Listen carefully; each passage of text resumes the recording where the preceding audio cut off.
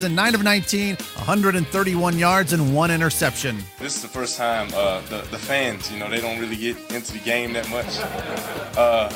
But it's just preseason. One thing I'm looking forward to now is the first game at Raymond James. It's just a new feeling for me, and I love it. On to Major League Baseball, where the Yankees are looking for a sweep of the Jays. They get going today a little after 1 Eastern. Yesterday, a 4-1 win. Masahiro Tanaka, a complete game, finishing with 8 Ks. In Boston, the Sox opened up a can on the Seattle Mariners, 22-10. Big day for Jackie Bradley Jr. He had 5 hits, scoring 5 runs with 7 RBI. It was a lot of fun to get a win today, and for the offense to come out the way it did is unbelievable. And hopefully we take this momentum into tomorrow. They play today at 1:35 Eastern. Vidal Nuno for the Mariners versus Henry Owens for the Red Sox. The O's and A's underway in Baltimore, 1:35 Eastern. Graveman versus Wei Yin Chen. Arizona's in Atlanta to take on the Braves. Ruby De La Rosa versus Shelby Miller. Listen to us on NBCSportsRadio.com or by downloading the app. I'm Pete Fox. This is NBC Sports Radio. Kcaa Loma Linda. Consider this your invitation to sell. At buysellmakeoffer.com, you can sell as much as you want for the next 60 days without paying any fees whatsoever. Sound incredible? It is, and it's true. Buysellmakeoffer.com is the new exciting way to sell your stuff online. Make extra money right now. Sell your old car, furniture, video games, household items, clothes, even your home. Sell anything that's legal. Load up your stuff to sell right now at buysellmakeoffer.com. This is your official invitation to get on board to sell your stuff right now. Free for the next 60 days. And once you see how easy it is, you'll want to sign up for more because there are no item fees. That's right. Take this opportunity to move items from the other guys and sell it for free. You might even win a Samsung tablet, Amazon gift cards, and other cool prizes. BuySellMakeOffer.com is the future of online selling. You can use Skype to talk to your buyer or seller. Plus, you can use video to showcase your items. BuySellMakeOffer.com. As the owner of my business, I wear a lot of hats. I'm accounting, sales, and so much more. But I don't know marketing. Let Dex Media be your marketing department. Our team can create a digital plan for you with everything from search to social. Contact Dex Media, that's DEX Media, to get found, get chosen, and get talked about. Whoa, that's a job for cleanup, which would be me. Call 844-230-3436 or visit dexmedia.com today. This is Scientific American 60-Second Science. I'm Cynthia Graber. Got a minute? Early farming began in the Near East about 10,500 years ago. Farming first reached the Balkans in Europe some 8,000 to 9,000 years ago and then crept westward. Locals in Britain, separated from the mainland by the relatively newly formed English Channel, did not start farming until about 6,000 years ago. But an analysis of sediment from a submerged British archaeological site called Boldner Cliff found something unexpected. Amongst our Boldner Cliff samples, we found ancient DNA evidence of wheat at the site, which was not seen in mainland Britain for another 2,000 years. That's Robin Allaby of the University of Warwick. However, wheat was already being grown in southern Europe.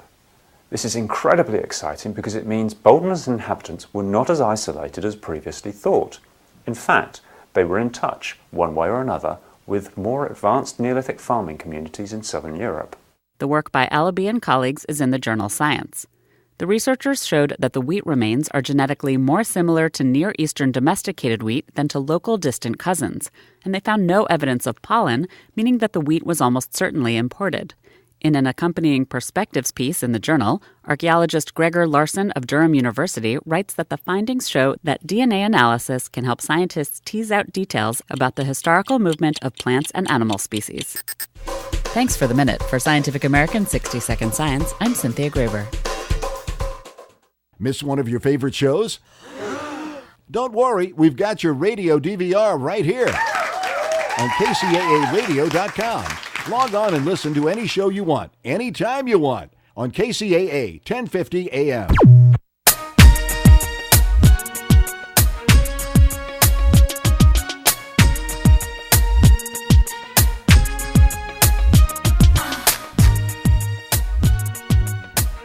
This is the day.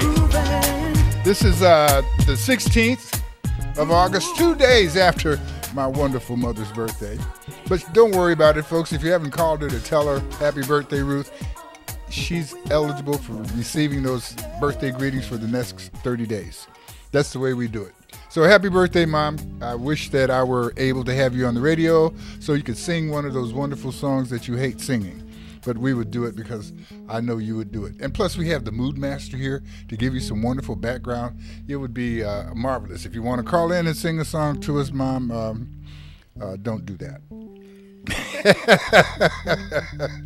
This is Empire Talks Back. I'm Wallace Allen, on the case for truth, justice, with the right information to help improve the situation. We lost Mr. Julian Bond yesterday. He took his last breath yesterday, but I'm sure that millions of breaths will be used to acknowledge and honor him throughout time. He was a very important man in the civil rights movement, a man who caused a lot of controversy. Matter of fact, if we were to probably look at some news about his death and follow the chat line behind it, we'd find some very interesting statements that people are happy to make, unfortunately, after he's gone. Some of those statements, of course, will be salutes and honorable statements, and then there's other folks who are very, let's say, upset that the civil rights movement was as effective as it is or has been, and there's some of the people who are hanging on, trying to reduce it to the old days of Jim Crow. So we'll be able to look at Julian Bond's life and once again be able to have a legitimate conversation about how people get along and how people share the wealth and how they share the pain and how they share the challenges of making America a greater place. We also had the movie break yesterday, the Straight Outta Compton. $56 million. A lot of people went to see that movie. The Universal Studio made a special commitment that I've only been around, about 300 years, so what I haven't seen isn't really that significant. But I've not seen studios offer to pay extra for security when a movie comes out.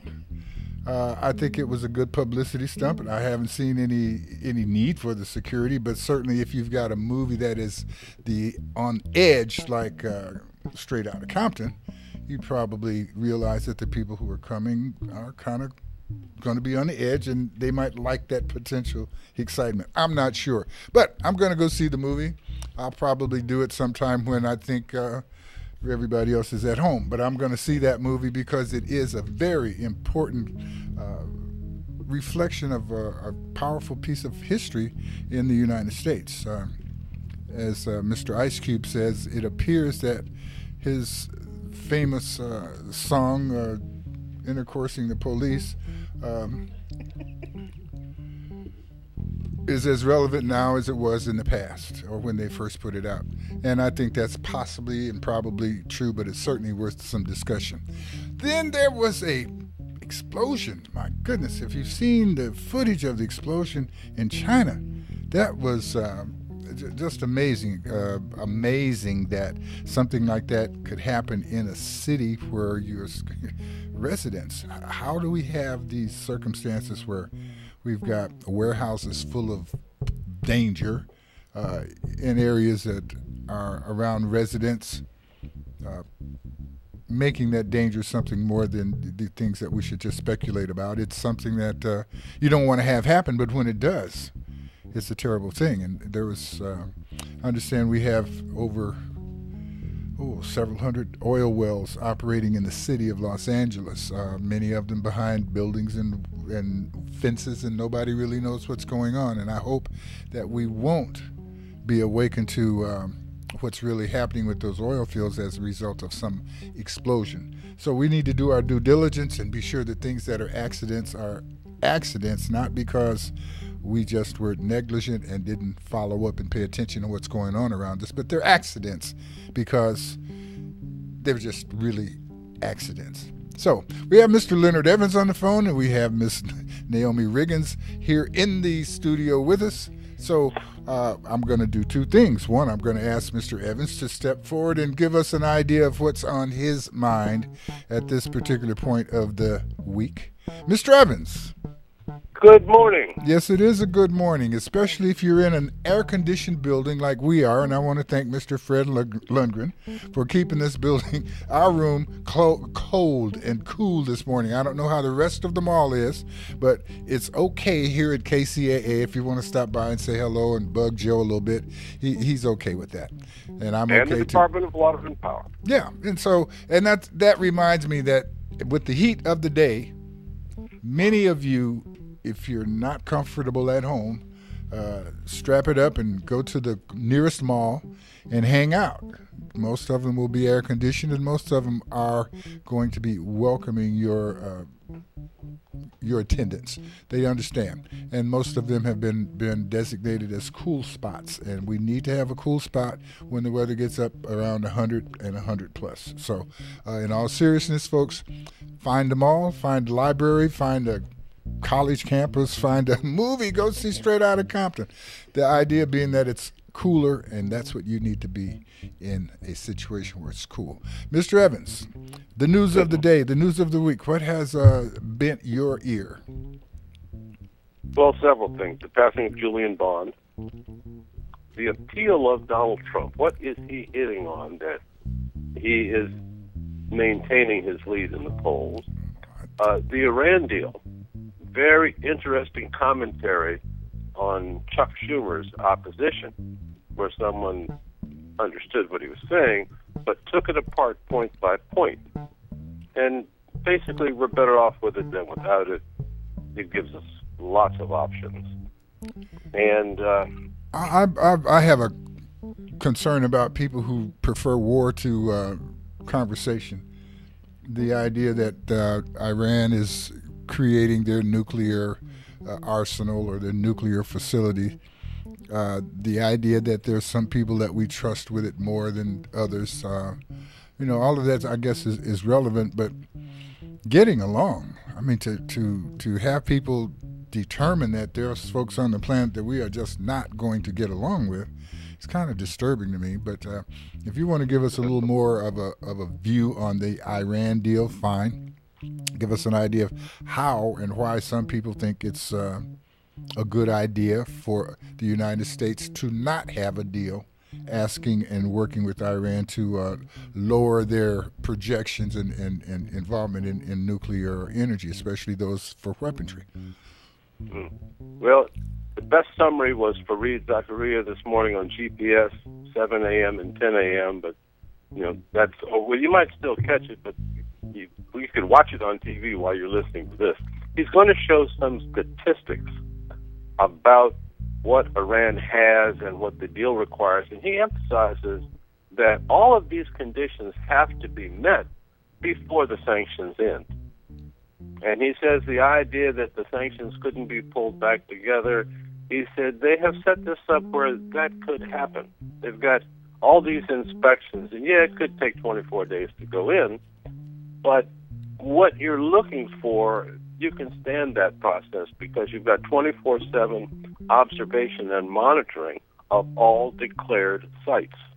And I think if there was a new site that you suspected, well, then it might take time to get into there. But no one needed to agree with the United States to take action if there appeared to be a violation. There'd be no debate about this. It was up to the United States unilaterally. They had the power to declare a violation and prompt a response. So basically, we've got a situation where somebody, if they do the wrong thing, we're able to observe it and call the dogs out on them if that's the case. Exactly. I think the president, I don't know if he's accurate or not, but he was pretty clear that we either do this or we look forward to having a war. And, that we've been at war pretty much all of my life, I think there's a lot of people that think that, that's okay. The idea of having a war is to force the opponent to your will. And so you have to ask, in the case of going to war here, what are you asking for? Well, not only that, and who's committed to make it happen? Are you? Am I? Miss Naomi, are you ready to strap them up and go over to Iran? Joe, how about you? So who the hell are they talking about? Who are they representing when they say, well, they come up with this big W, but I don't see any we when it comes down to let's share the interest in health care. I don't see this big we when we're concerned about what are we going to do about the ocean? What are we going to do about the fires? What are we going to do about the toxic waste that we roll down our rivers? Things that we can control, but no, we are all of a sudden going to make them over there do what we don't even. Well, I understand. Listen, I don't know how effective we are even with our toilet paper. This is ridiculous to talk about what we're going to do with other people and other people's situation. Okay, well, the log in our eye versus the splinter in someone else's. Now, this process. No, let's just get off of it. Let's just get off of that. It's not that complicated. The only thing that makes it complicated is that our leaders waste all of our time talking about something that isn't that difficult to understand. We either are going to negotiate and be diplomatic with other people on the planet, or we're going to try to push our will. Nope, need to come talk to me about our will if our includes me. That's not what I'm here for. That's not what I want to do. That's not what anybody that I know wants to see done. These negotiations allow people to be more ready and more justified if, in fact, afterwards, force is required. It's just a better deal all around to go at it this way. Absolutely. And let's just see what happens. Yeah, let's close it at that. Let's say it's a great deal for America, and people in America should be for that. It's a great deal for China, the planet. On another page here. Turns out that there was a port explosion. All these containers, cars, and stuff parked down on the port. And a fire broke out. Well, when the firefighters went in to fight it, of course, they put a lot of water on it. They didn't know there was a chemical there called calcium carbide. You're going to hang on with the calcium carbide because I've just got the message, and it's straight out of the engineering room, that we need a short break. This is Empire Talks Back. I'm Wallace Allen. We're going to take a short break and come back, and we're going to talk about what kind of carbide, Leonard? The calcium carbide. Calcium carbide. Why in the heck is that such an interesting thing as we look at an explosion that carried miles? Carried miles, folks. We'll be right back. But I don't really care. I'm going to make my snaps. If not from the records, from jacking a crap, it's like burglary. The definition is jacking. But when illegally armed, it's called packing. Publish your legal notice in West Side Story newspaper. For the best service and the best rates, call 909-384-8131. Publishing legal notices in the city and county of San Bernardino since 1990. West Side Story provides friendly expert service. Call 909-384-8131 to benefit from budget-friendly rates. Whether a fictitious business name, a name change, a divorce summons, or any other legal or public notice, call West Side Story newspaper 909-384-8131. 909-384-8131. That's 909-384-8131. KCAA is your CNBC News affiliate. We're the station that gets down to business.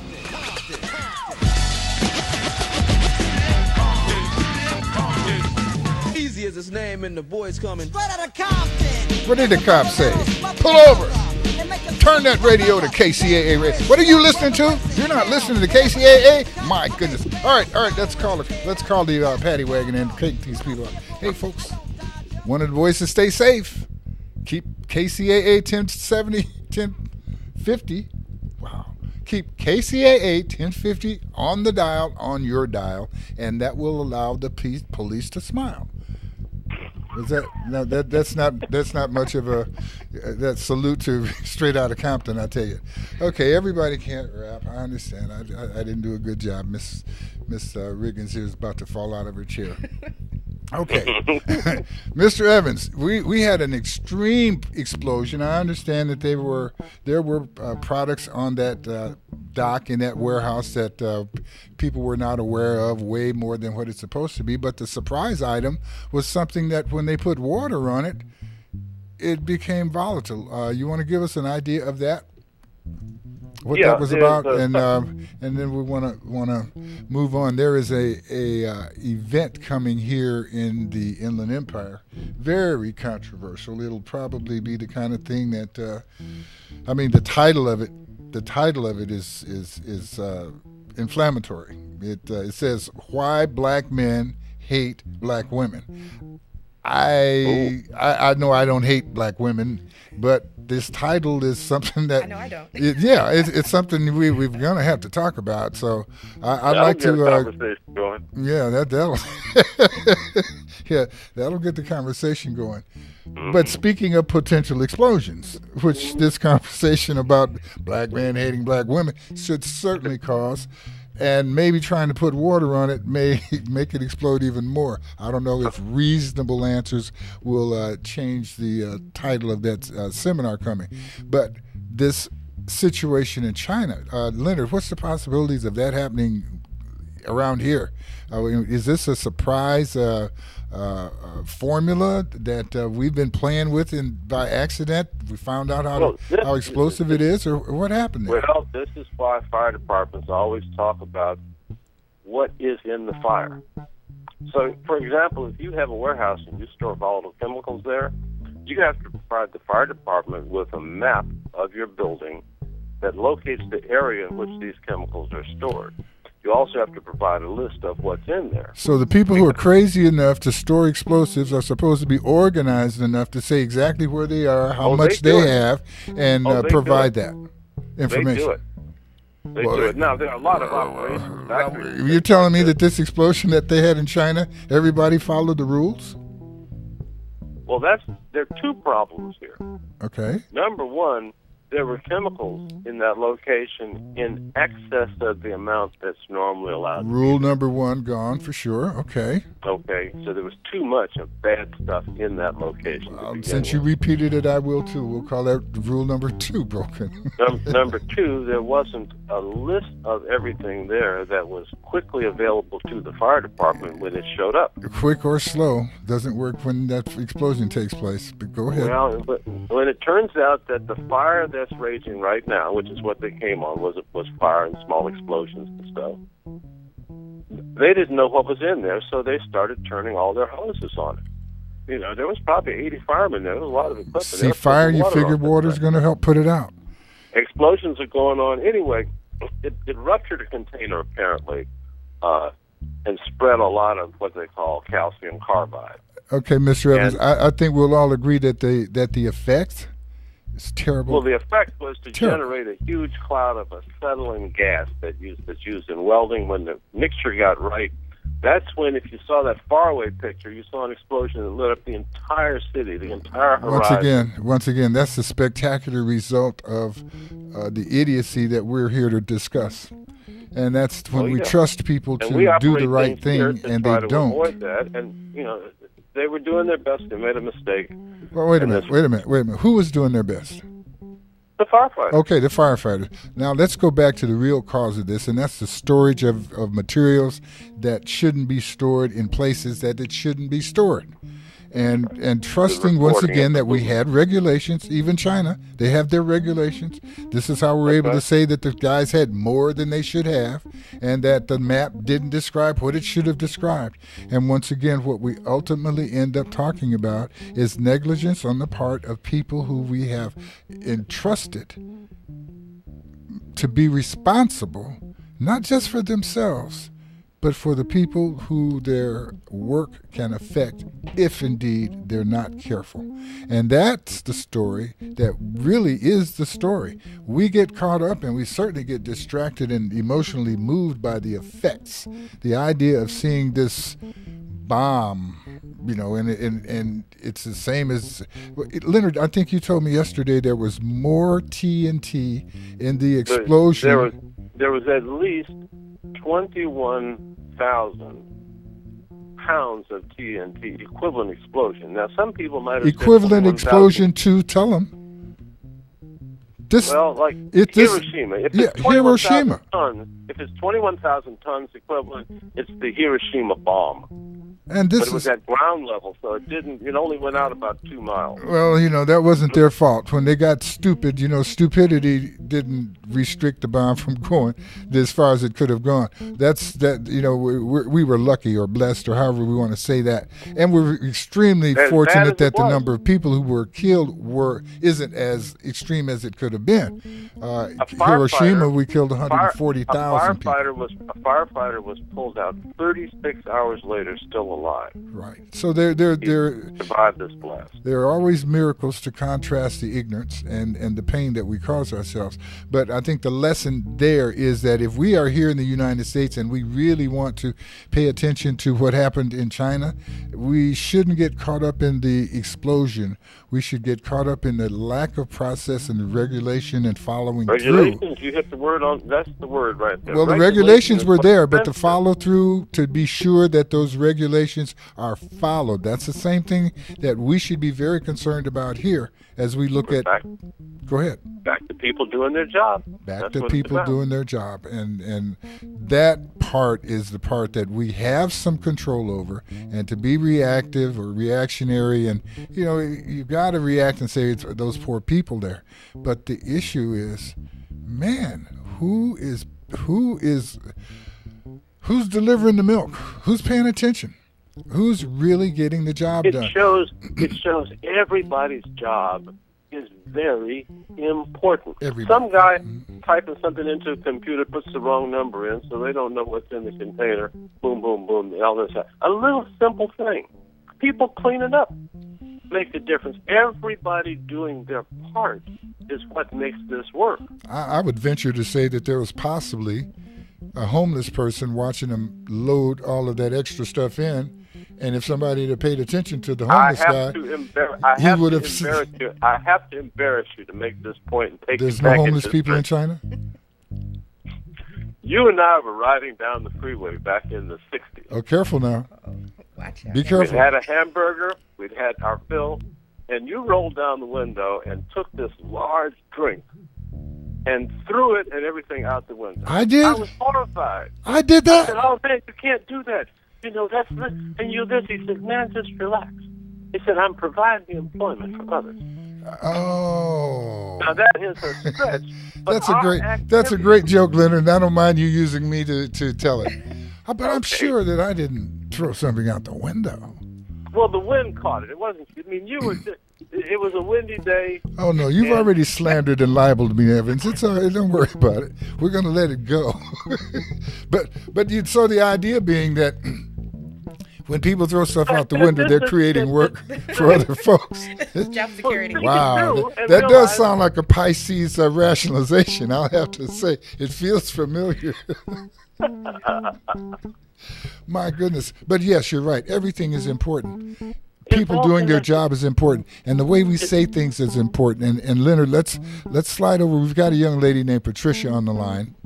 Please. And she's involved with trying to create another level of explosion. She's trying to, I think, create some explosions. I'm going to let her tell us how and why she came up with this event. It's going to take place on the 29th of August, and it's entitled "Why Black Men Hate Black Women." Now, it's got a few premises there that I don't agree with, but at the same time, I'm going to listen to her. Miss Patricia, how are you this morning?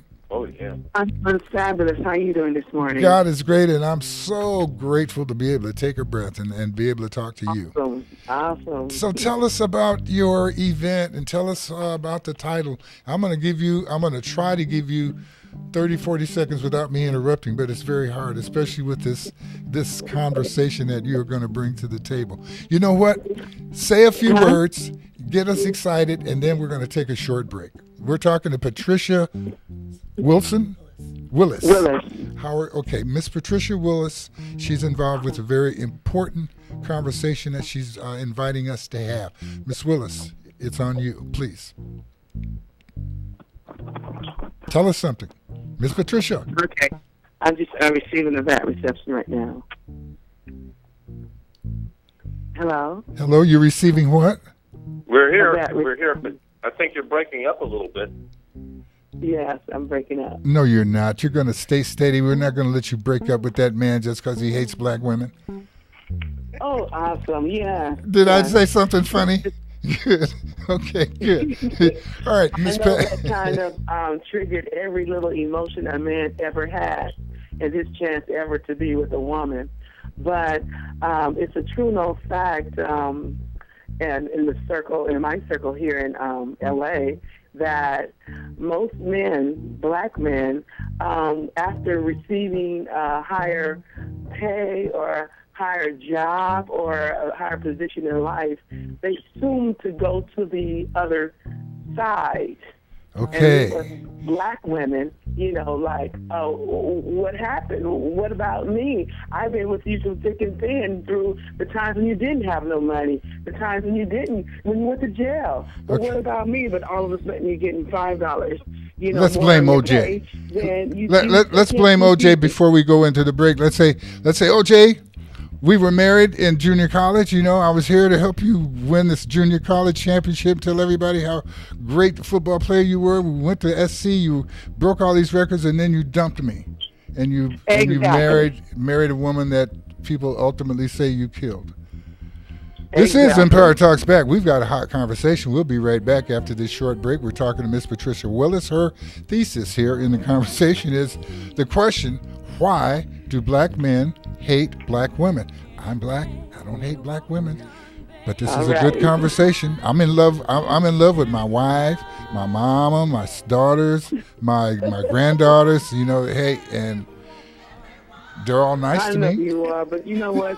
But we're going to talk about this, because you are absolutely right. There are women who feel that black women who feel that they are being stolen from as a result of black men moving to white women or non-black women, because it's not limited, to that specific race. I saw a very handsome young man with a beautiful family last night, and he was with a brown-skinned lady, looked like she may have been Latino, and she was having another baby, and they all looked happy, So there are those of us who look at the color lines and race lines differently, and we're going to be sure that we get real sensitive to that fact. We're going to come back right after this short break.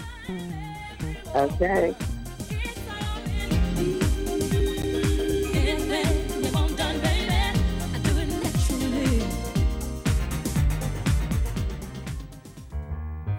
Publish your legal notice in Westside Story newspaper.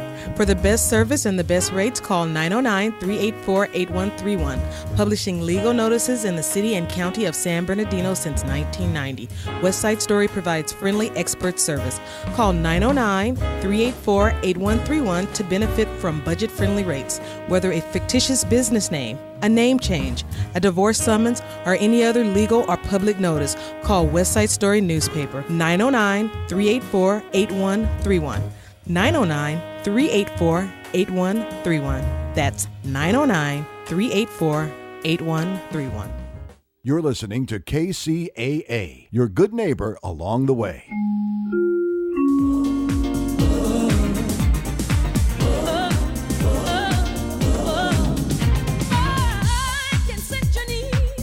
This is Empire Talks Back. I'm Wallace Allen, on the case for truth, justice, with the right information to help improve the situation. We have, we've got some old school folks, we've got some new school folks, we've got some attitudes that have lasted a long time, and we've got some attitudes that are new and coming up. And we're going to discuss something that has been marinating in the African American community for some time. Let me put a toe in the water here and ask if we're talking about just white women, or are we including all other women besides black women when we say going to the other? Well, let's let Miss Patricia Willis give us her lecture. We're going to be good students, and we're going to raise our hand as we go forward. I think we may just holler, but at the same time, I have a less than, let's see, how old are you, Ajane? Come to the phone. Give me an idea. No, you've got to come to the microphone. You're not going to get to be shy. You're representing a whole 500,000 or 600,000 people as you talk. Because what? How old are you? 13. To the microphone. 13. 13, okay. And I'm not going to ask your mom how old she is. I'm 25 for the last 10 years. Okay. All right, so we've got we have an audience that goes across a couple of generations, maybe 6 if you include me. So, all right. So Miss Patricia, your premise, your statement: why black men hate black women. Please explain that. Give us your. So it's like when a black man feels as though that he accomplished a lot in life. First is the contract, then it's the houses, and then it's the cars. And to complete the puzzle, they need a white trophy wife or spouse, or just to say, I made it, to dictate to themselves that I'm the king now and you can't touch me. So, and it has been proven through all of the sports. Proven or observed? Proven or they observed? feel that, I guess I'm getting a little black women tender are here.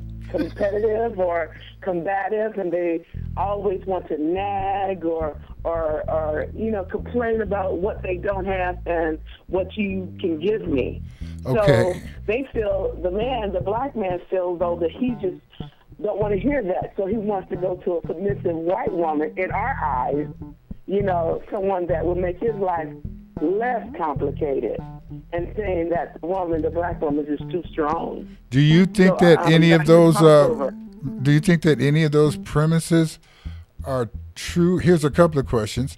One, when a successful white man chooses and is blessed with the marriage of a black woman, is it because he hates white women, or is it, and that's just a question. You don't have to answer that. It might be something for the future. Oh, no, I'm okay. So, no, the thing is, in my circle, it was well-known fact that most white women are more submissive than the black woman. Most women are not going to bow down or take any extra duty that they want to dish out. Are you saying that there's one group of women who tend to do what a guy asks and says, and there's another group that doesn't, and that the guy somehow gravitates to the women that are more submissive as opposed to those that are challenging? Well, isn't there another group that is able to control a man without him being aware of it? Yeah, that's the one that I seem to know. Are we really identifying everything we're talking about here? And we're making some really broad generalizations that are interesting. But you've not said anything to me that I haven't heard before, Mr. Evans. Is she said anything that you've not heard before? Not so far. No, I mean, so you are on solid ground representing that statement and representing that feeling. Many women have expressed that. We've read it, we've heard it. As a matter of fact, one of the things that I'd like to ask is, who helps to set this image of the black woman being uncooperative and pushy and all of those things that you're saying? As we go look at some of the commercials on TV, are we going to see a reinforcement of that kind of attitude? Are we going to see that television gives people and reinforces the attitude that black women are hostile as opposed to comforting and loving? See, that's the whole issue here. We are loving. We are, submissive to them. They just don't take out the time to access. That's the whole problem. You don't give me time to express myself. Maybe it's because there's this large marketing campaign. 6 or Beyonce look-alike or whatever. You don't sit out and take the time out to say, okay, Miss Pat, what about you? What? How you get down? I mean, how do you work? I'm successful, so why did I may not look it to other people, but I'm the type of, I'm very generic, I'm about my business and everything. I'm quiet, I only speak when I'm spoken to, and all these above.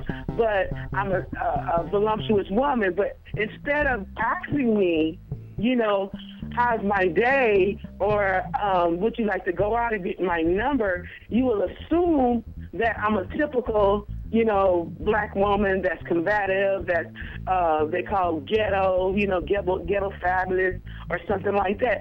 Men these days don't give the black woman the opportunity to express herself the good and positive way. There are positive women. There are women that does freakish things behind closed doors that the men like. They're willing to be submissive, but they just don't take out the time now, to act. Where does That's this? all we want you to do is just act. So how do we change this image, if indeed that is the image? Because, I've not heard black men talk loudly expressing that attitude, but we do see what appears to be evidence that suggests that some of them do prefer to be with a woman that doesn't look like them or look like their mother. So it's a potential problem for sure, and it's a problem if there are women who feel it, and you obviously feel that. Tell us a bit about your seminar and what that's all about. What do you expect to have happen when we put up a flyer that tells people to attend a meeting for us to discuss the fact or idea that black men hate black women? How's that going? What kind of response are you getting? Is this going to be your first seminar? And the first response that I get from my all the men, not only African American men, but all the men, is they say we don't hate black women. But if you don't hate black women, why do you divorce us? Why don't you take out the time to pull out the chair, the flowers, or do anything that the occasion allows? But they tell me they don't hate them. But the minute we disagree, that's when it comes out, and that's when the batterness, the physical abuse come in. This event gives the scorned woman an outlet to come and talk to other women and other men, and let other men hear that they're hurting. It's designed for answers.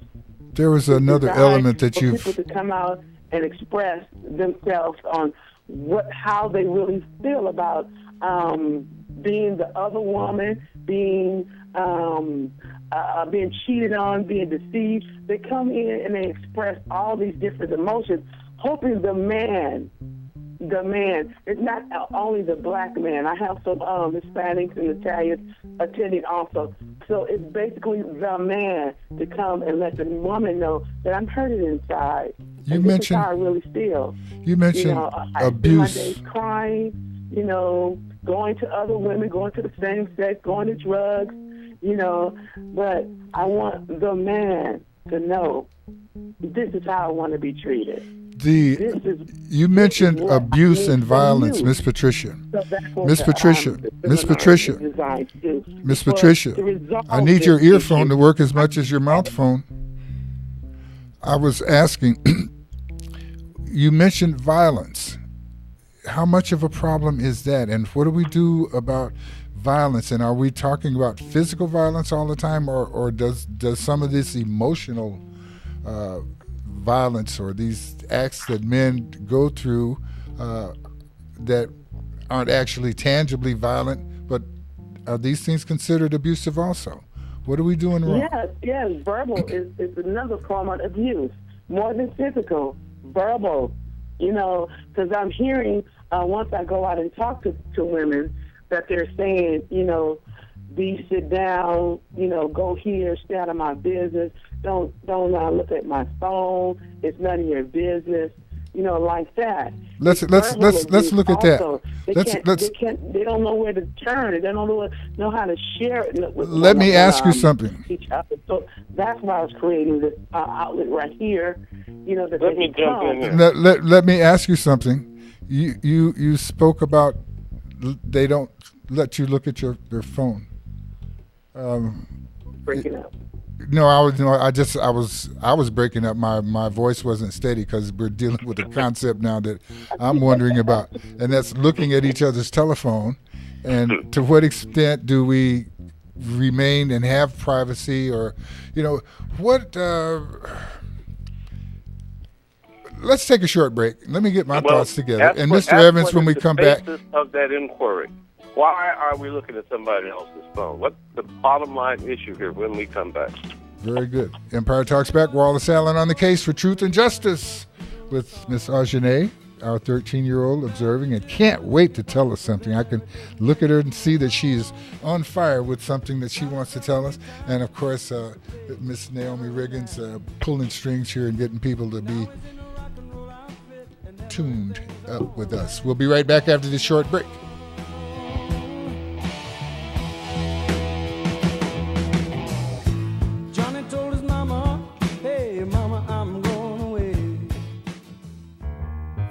Publish your legal notice in West Side Story newspaper. For the best service and the best rates, call 909-384-8131. Publishing legal notices in the city and county of San Bernardino since 1990. West Side Story provides friendly expert service. Call 909-384-8131 to benefit from budget-friendly rates. Whether a fictitious business name, a name change, a divorce summons, or any other legal or public notice, call West Side Story newspaper 909-384-8131. 909-384-8131. That's 909-384-8131. For more local radio every day, tune into Kcaa Loma Linda.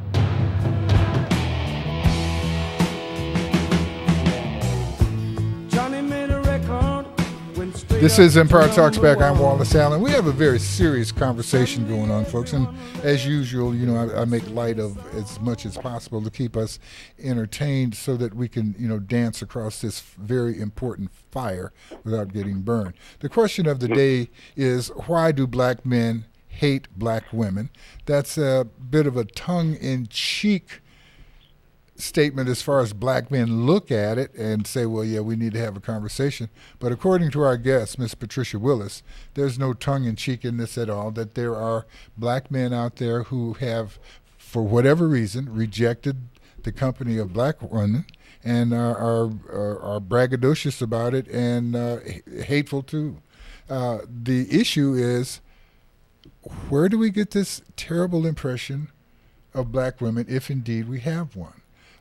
Is it true that our movies, our TV, our music is depicting our women in a way that is hateful? And if so, what can we and should we do about it? Mr. Evans, your question before we left was? About inquiring into your partner's business, looking at the phone, things like that. Yeah, are we looking at levels of jealousy? Are we looking at over-jealous? Are we looking at over-accommodation? Well, what we're looking at is lack of confidence in the person we've selected to be with. Remember, we have picked this person. So whatever happens here reflects more on us than it does on them. And I think that that's completely missed because things have changed in this world that we live in. I believe that women have changed more than men have. Mr. Evans, you're probably on a great stroke there, and you're probably right. But what I would like to do now is let Miss Pat give us some kind of impressions about the movies that she watches, the TV that we watch. Oh, listen. I mean, do those it's things? Well established. Let's let Miss Pat is putting on this. For decades, Mr. Evans, I need you to stop being such a sexist and allow Miss Pat to speak. See how we do, Miss Pat? As soon as we're addressed with it correctly, we shut up so we can listen. At the end of the day, it's a men's decision. And for it reflecting on you, it reflects a bad image because you choose what you want to choose. You choose the right woman to say, okay, she's not like that. So that's why, I feel so strongly about this matter. It's not. We're hurting when you do that because we want love. And the kind of movies I watch like Made in Manhattan. Anything that has love, positive. They're all Caucasian. They're all So image-wise, with the movies and TV, we're not getting the type of marketing that you feel is correct about black women. And that's a problem that we can really work on, because as we look at, if you don't like a commercial and you write a letter, chances are people are going to do something about it. And your conversation today is very correct as far as I'm concerned, because you're bringing the topic to the table very rawly. People cannot misunderstand what your case is. It's very strong, and people should be able to talk about it, understand it, and it's not necessarily going to make people that like white women not like white women because you say they're liking them because they hate black women. They may like white women because that's what television, that's what the movies, that's what the music, that's what everybody around them has told them is the goal. So if that's the case, the diary of a mad black woman. Look at the end result of that. Well, and that was not put together. That was not put together by. I mean, that's put together by one of the guys that we all say is one of the great producers of our time. And you can look at what we consider one of the great producers of our time and the way he projects black women. And he's not satisfied to hire one. He's not satisfied to hire one to act that way. He dresses up and projects Madea as, someone that, hey, that ain't my Madea. It ain't the one that, that I grew up with. Yeah, I don't know anybody that grew up with one like that. But here we are. We honor this man. And we give him, all of the accolades of being a successful movie man, producer, et cetera, et cetera. How do you feel about his work? Well, I really love his work. See, because, now, how can you love his work and stand on the rock that you're standing on, saying that black men hate black women, and we're talking about a producer, a movie maker, who very seldom puts black women in a positive light? Right, he addresses the point, but everybody's still not connecting. Well, when the theme of the story is that black women are hateful and hard to get along with, and you congratulate the producer and the writer, that just encourages more people to put that same kind of movie out. Well, wait a minute. Then why do white men marry black women? That's a good kind of question, but it's a distraction question. Serious. I understand you're serious, but it's really one of those, okay, you hit me, I'm gonna hit you back questions. Let's try to ask a question that is Leonard, that is sensitive to Miss Pat's side. Let's try to agree and understand why she's saying what she's saying, as opposed to taking the defense and saying. But I understand why she's saying it, because let me get you to explain. Explain why a black woman, Mr. Evans. It's not even a debate. Mr. Evans. She's 100% correct in what is going on. There's no doubt about that. Okay. You think that the black men that are with white women are with them because they hate black women? No. Okay. I don't think they look at it that way. Okay. But I think they're getting. But the black women, there are some black women who feel hated because they see, Miss Pat, when you see another black man or see a black man with a white woman and you know nothing about them except that they look happy together, how does that make you feel? Well, it's like like you said, two-edged sword. When I look at that right there, when I see that, like Charles Barkley and the Kobe's and like that, when I look at that, just don't know, this ordinary Joe that has a white woman, and then I look at that and judge and say, well, evidently, a woman scorned him, or a black woman scorned him. So I guess he had to cross over. But then again, why couldn't he just take out the time to sit down and talk to her and do right by her? Why couldn't he do that? Now, I can see a different scenario when you have a couple, a black couple, and right, and he cuts her loose. They separate, and he does it because he's attracted to a white woman or a Hispanic woman or an Asian woman or not some other non-black woman, or maybe he got him a yellow Creole from Louisiana. How you feel about them? Okay. No, I'm It's serious. whatever. How do you feel about a black man with a very light-skinned woman? Do you see a problem with people and the different shades that African Americans have? Do you see and feel any pain when you see dark-skinned black men with light-skinned black women? Well, yes, I do. Okay. Because for the simple reason, like I said, that evidently the darker shade woman are stereotyped for being combative. She's stereotyped to having this like East Side hood attitude. Let me use as much of this time as we can. Do you see that as an issue for black men also? That there is some kind of greater appreciation for the lighter skinned and more disdain for the dark skin? See, that yes, was the because they feel they're close to their goal, the white woman. Well, see, what we're stuck again with is marketing. You know, the TV, radio, all of these things are telling us what's better, just like they tell us what soap to use, what car to buy, what side of town to try to move on to. And all of this is real critical in terms of the power of communication and what it's communicating. Right. And I think that as we evolve and look at the issue that you're really bringing up, is that somehow, somewhere, people on the planet or in America, have determined that there's some superiority associated with the color of one's skin, and that you're going to get a better shot with one type of tone and color than another. Does that not sound familiar with the problem that we have in America? Definitely. Oh yes, that's number one. And that even goes with jobs. Yeah. And Patricia, my dad, that was the sign of the times. He married my mom because she was fair, but then I'm closer to his shade, and my sister is bright light. Now my kids, most people wouldn't know, but my kids are all the way black, but the two of my kids have green eyes.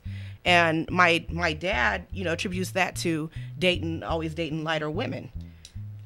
Whether it be black or indifferent, it didn't matter to him. Who you date is not going to change the color of the eyes of who you make a baby with. Exactly, and that's the point. Because my kids could have kids the color of asphalt, but it doesn't matter. It's what's in your genes. But the fact is that this is an important issue, and you're having a seminar on the 29th of August, and the conversation will be, as I'm sure, as lively, much more lively, because people will be there looking at each other. Where will this take place? Where will this take place?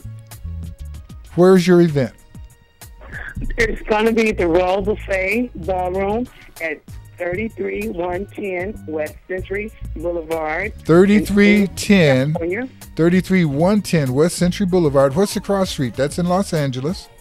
Crenshaw and Century. Crenshaw and Century. And give us a phone number. We got to hurry. We're about out of here. Give us your phone number, please. 310-988-3002. 310. Say it again. 988-3002. Listen, folks, we'll talk about this again, and give us a call at West Side Story Newspaper, and we'll give you more specifics about how to get to the seminar, Why Black Men Hate Black Women. Listen, I hope it made you upset. I hope it bothers you. I hope it makes you want to go and explain yourself. This is Empire Talks Back. I'm Wallace Allen. I want to thank you for being here, Miss Angele. I mispronounced your name earlier, but when you come back next week and sing a song to us, I promise I'll never, ever mispronounce your name again, Miss Green Eyes. Okay, Miss Naomi, Joe, Mood Master, great job. Leonard, wonderful work. Miss Patricia, thank you for bringing your subject to us and allowing us to look forward to mayhem. We will be we'll be there. God bless you. This is Empire Talks Back. I'm on the case for truth and justice, and we'll be back next week to do the same thing under two circumstances. One, if the good Lord's willing. Two, if the creek don't rise. God bless you. Thank you. To every word I say, every word I say. You're on board KCAA's Inland Talk Express. KCAA, Loma Linda, 1050 AM, the station that leaves no listener behind. Your NBC Sports Radio update starts now. Jason Day sitting one round away from the Wanamaker. I'm Pete Fox. Day, the third straight major with a share of the lead after 54 holes. He sits atop the leaderboard at 15 under par. My confidence level is high, but I'm just more enjoying just being out in the golf course rather than, previous, positions that I've had in major championships. I've, viewed them as very stressful and, kind of hard to, go out there and play the next day. Sitting hot on his heels in search of his third major of the year, Jordan Spieth, he's 13